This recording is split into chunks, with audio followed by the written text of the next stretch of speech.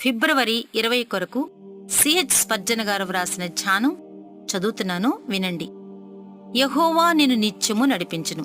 యెషయా 58వ అధ్యాయం 11వ వచనం. నీకు వచ్చిన బలహీనతేమిటి? నువ్వు దారి తప్పావా? చీకటి అరణ్యంలో చిక్కుకున్నావా? దారి అర్థం కావటం లేదా? యెహోవా నేడు కలుగజేయు రక్షణను ఊరక నిలిచి చూడుడి అన్న వాక్యం చొప్పున ఏమీ కంగారు పడకుండా అలాగే నిలబడి దేవుని వైపు చూడు. నీవు ఆయనకు మొరపెడితే ఆయన నీకు తప్పక దారి చూపిస్తాడు. ఎందుకంటే అది ఆయనకే తెలుసు కనుక. ఏ రోజుకు కావలసినంత కష్టం ఆ రోజుకుంది. అయితే మనం నిరంతరం ప్రభువు నడుపుదలలో ఉండటం ఎంత భాగ్యం! మన స్వంత మార్గాన్ని మనమే ఎన్నుకుంటే, రక్తమాంసాలు కలిగిన మనుషులను సంప్రదిస్తే ప్రభువు నడుపుదలను తృణీకరించిన వారమవుతాం. మన స్వంత చిత్తాన్ని పక్కన పెడితే ఆయన మన ప్రతి అడుగు వేయిస్తాడు.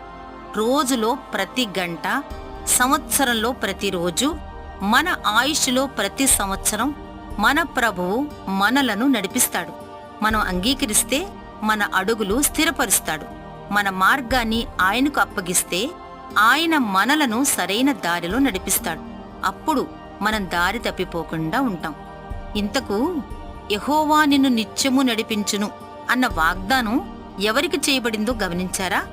దాని ముందు వచనంలో, అంటే యెషయా 58వ అధ్యాయం 10వ వచనంలో, ఆశించిన దానిని ఆకలిగొనిన వానికిచ్చి శ్రమపడిన వాణ్ణి తృప్తిపరచిన ఎడల అని వ్రాయబడి ఉంది. అలా చేసిన వారిని యెహోవా నిత్యము నడిపిస్తాడని 11వ వచనంలో వాగ్దానం చేయబడి ఉంది.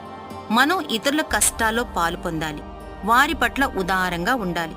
ఏదో మనకు అవసరం లేనిదాన్ని వారికి ఇవ్వటం కాదు, కాని మనం దేన్ని కోరుకుంటామో అది వారికి ఇవ్వాలి.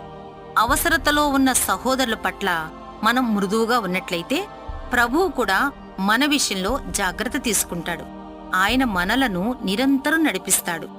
లోబులకు, పేదవారిని అణగదొక్కేవారికి ఆయన నడిపించే నాయకుడు కాడు, కాని మృదువైన హృదయం కలిగి ఇతరుల ఎడల దయ కలిగిన వారికి ఆయన నాయకుడుగా ఉంటాడు.